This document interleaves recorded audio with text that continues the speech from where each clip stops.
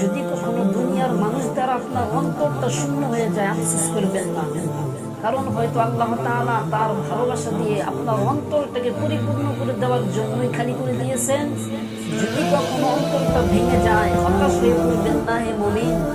কারণ ভাঙা জিনিসের দুনিয়াতে কোনো মূল্য না থাকলেও, দুনিয়ার মানুষের কাছে কোনো মূল্য না থাকলেও, আল্লাহ তাআলার কাছে সেই ভাঙা জিনিসের অনেক বেশি মূল্য রয়েছে, অনেক বেশি দাম রয়েছে। তাই হতাশ হয়ে পড়বেন না মুমিন। আপনার জীবন থেকে এমন কেউ কি হারিয়ে গিয়েছে যার প্রতি আপনি নির্ভরশীল ছিলেন, যার প্রতি আপনার ভালোবাসার মুক্ততায় দখল করে নিয়েছিল, অথচ সেই ভালোবাসা হওয়া উচিত ছিল একমাত্র আল্লাহ তাআলার জন্যই, একমাত্র আল্লাহ তাআলার দিকেই। তাই হয়তো আল্লাহ তাআলা তার দিকে আপনাকে ফিরিয়ে আনতে, তার ভালোবাসা দিয়ে আপনাকে ভরপুর করে দিতে আপনার থেকে তাকে দূরে সরিয়ে দিয়েছে। কষ্ট পাবেন না, মহান আল্লাহ তাআলা তার থেকে উত্তম কাউকে আপনার জীবন সঙ্গিনী করে দিবেন।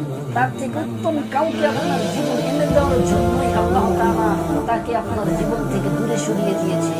বিশ্বাস করুন, মহান আল্লাহ তাআলা কখনোই এমন করেন না, কখনোই আমাদের থেকে কোনো জিনিস কেড়ে নেন না। সুতরাং আপনি ধৈর্য ধরুন, আপনি সবর করুন। আল্লাহ তাআলা বলেন, ইন্নাল্লাহা মা'আস সাবিরিন, নিশ্চয়ই আমি ধৈর্যশীলদের সাথে রয়েছি। প্রিয় ভিউয়ার্স, আপনারা কষ্ট না পেয়ে সেই কষ্টের মুহূর্তগুলো, কষ্টের সেই সময়গুলো আল্লাহ তাআলা ইবাদত বন্দি করুন, রাসূল সাল্লাল্লাহু আলাইহি ওয়াসাল্লামের সুন্নাত অনুযায়ী জীবনযাপন করুন। আপনি নামাজ পড়ুন, দেখবেন আপনার কষ্ট দূর হয়ে গিয়েছে। আপনি কোরআন তেলাওয়াত করুন, দেখুন আপনার কষ্ট দূর হয়ে গিয়েছে।